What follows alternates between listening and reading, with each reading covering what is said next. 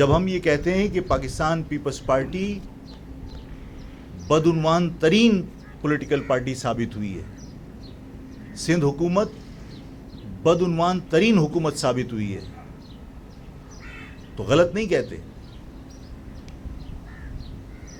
یہ رونا کہ پنجاب کے پاس وسائل زیادہ ہیں این ایف سی ایوارڈ میں، تو ظاہر ہے آپ بھی ممبر کی حیثیت سے بیٹھتے ہیں اور اس کے اندر آبادی کے تناسب سے آپ کو اس کا حصہ ملتا ہے.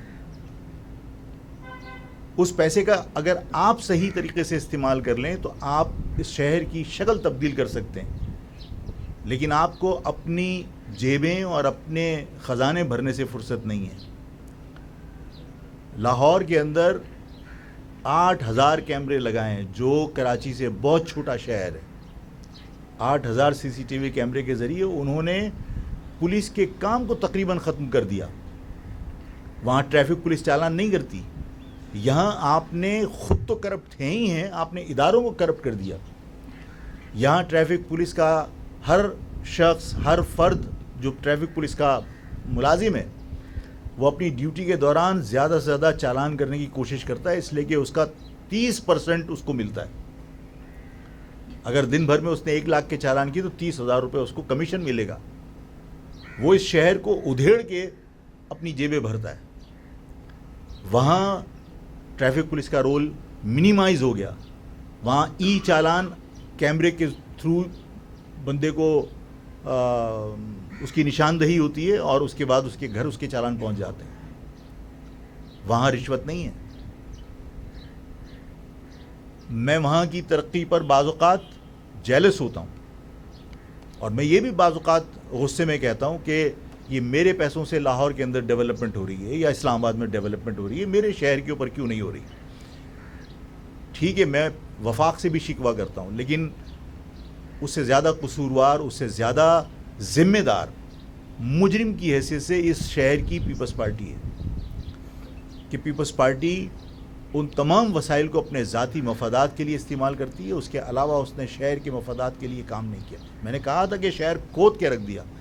جو پروجیکٹ 6 مہینے میں کمپلیٹ ہوتا ہے وہ 3 سال تک اس کو پرولونگ کرتے ہیں، تاکہ جو آج آپ نے اسٹیمیٹ اس کا نکالا ہے وہ 6 گنا بڑھ جاتا ہے. جو پروجیکٹ آپ نے 6 ارب کے اندر اسٹارٹ کیا تھا وہ 36 ارب پہ آپ لے کے چلے جاتے ہیں.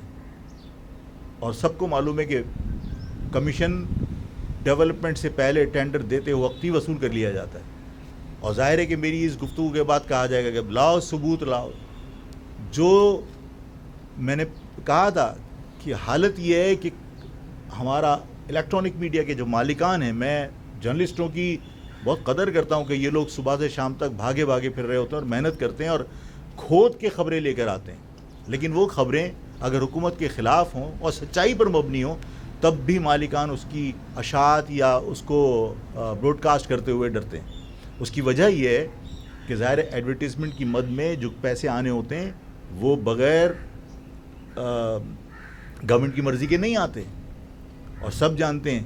اور میں نے کہا تھا، میں کھلے عام آج بھی کہتا ہوں کہ جو ایڈورٹیزمنٹ کی مد میں گورنمنٹ ہمارے اخبارات کو اور الیکٹرانک میڈیا کو پیسے دیتی ہے، وہ اس کا ایڈوانس میں اگر پیمنٹ نہیں کرے تو آپ اپنا چیک وہاں سے نہیں اٹھا سکتے.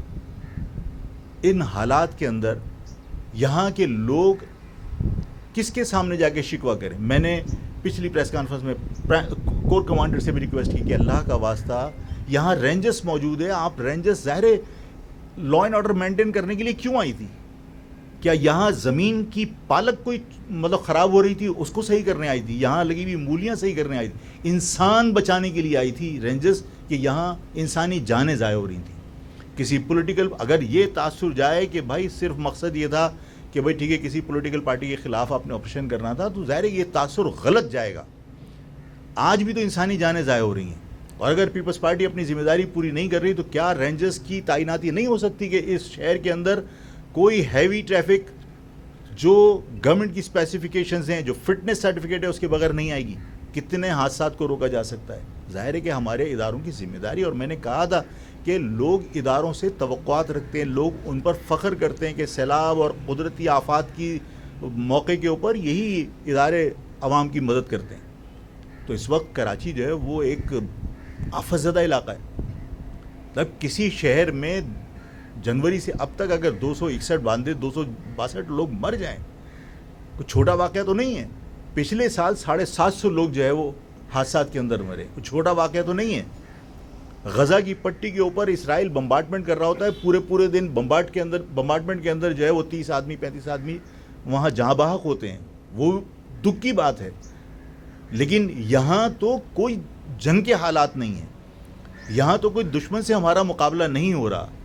हम इस शहर में सेफली मूव नहीं कर सकते। मोटरसाइकिल वाला जब निकलता है तो माँ बाप, पहले एक ज़माना था कि जब हर वक्त हालात ख़राब थे तो उस वक्त घर से निकलते हुए लोग इमाम जामिन बांध के भेज दिया करते थे। लोग टेलीफोन पे बच्चों से स्कूल जाते वक्त रब्ता रखते थे कि बेटा कहाँ तक पहुँचे। आज हालत ये है कि कोई अपने रोज़गार के लिए निकलता है तो बीवी अपने शोहर अपने सुहाग के लिए सुबह से शाम तक परेशान होती कि मोटरसाइकिल पे निकला है वो। ये शहर इस काबिल नहीं छोड़ा आपने इन हालात के अंदर कि कोई महफूज नहीं।